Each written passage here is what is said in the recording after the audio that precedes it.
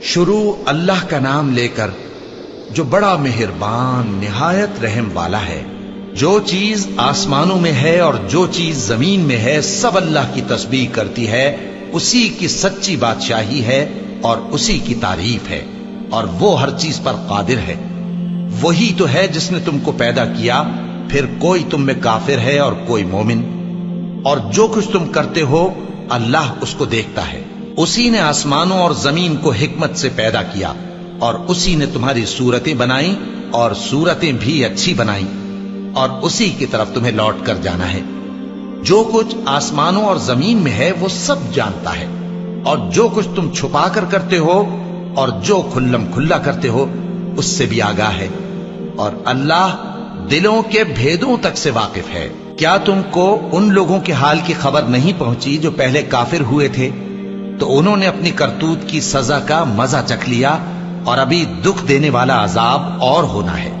یہ اس لیے کہ ان کے پاس پیغمبر کھلی نشانیاں لے کر آتے تو وہ کہتے کہ کیا ایک آدمی ہمیں ہدایت کرے گا؟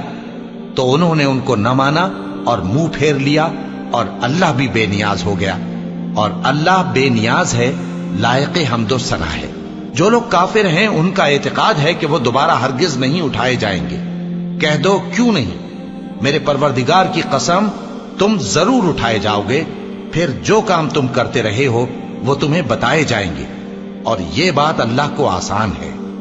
تو اللہ پر اور اس کے رسول صلی اللہ علیہ وآلہ وسلم پر اور اس نور یعنی قرآن پر جو ہم نے نازل فرمایا ہے ایمان لاؤ، اور اللہ تمہارے سب اعمال سے خبردار ہے۔ جس دن وہ تم کو اکٹھا کرے گا یعنی حشر کے دن، وہ نقصان اٹھانے کا دن ہے، اور جو شخص اللہ پر ایمان لائے اور نیک عمل کرے وہ اس سے اس کی برائیاں دور کر دے گا، اور جنت کے باغوں میں جن کے نیچے نہریں بہ رہی ہیں داخل کرے گا۔ وہ ہمیشہ ہمیشہ ان میں رہیں گے، یہی بڑی کامیابی ہے۔ اور جنہوں نے کفر کیا اور ہماری آیتوں کو جھٹلایا وہی اہل دوزخ ہیں کہ ہمیشہ اس میں رہیں گے، اور وہ بری جگہ ہے۔ کوئی مصیبت نازل نہیں ہوتی مگر اللہ کے حکم سے، اور جو شخص اللہ پر ایمان لاتا ہے وہ اس کے دل کو ہدایت دیتا ہے، اور اللہ ہر چیز سے باخبر ہے۔ اور اللہ کی اطاعت کرو اور اس کے رسول کی اطاعت کرو، پس اگر تم منہ پھیر لوگے تو ہمارے پیغمبر کے ذمے تو صرف پیغام کا کھول کھول کر پہنچا دینا ہے۔ اللہ جو معبود برحق ہے اس کے سوا کوئی عبادت کے لائق نہیں، تو مومنوں کو چاہیے کہ اللہ ہی پر بھروسہ رکھیں۔